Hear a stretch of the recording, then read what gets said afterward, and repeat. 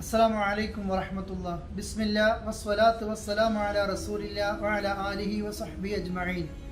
സഹോദരങ്ങളെ, പരിശുദ്ധ റമദാൻ എല്ലാ നിലക്കും വിശ്വാസികൾക്ക് ഖൈറാണ്.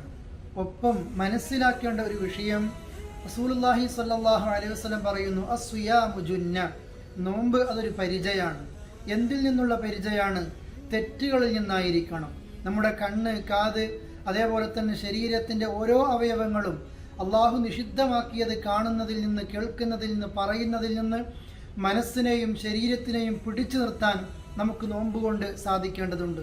ഒരു കൂട്ടുകാർ പോലും ഇങ്ങോട്ട് ചീത്ത പറയുമ്പോൾ ഇനി സ്വാഇമു, ഞാൻ നോമ്പുകാരനാണ് എന്ന് പറഞ്ഞ് പരിശുദ്ധമായ നോമ്പ് കൊണ്ട് തെറ്റുകളിൽ നിന്ന് നമ്മെ തടുത്തു നിർത്താനും സ്വർഗത്തിലേക്ക് എത്താനും നമ്മൾക്ക് സാധിക്കേണ്ടതുണ്ട്.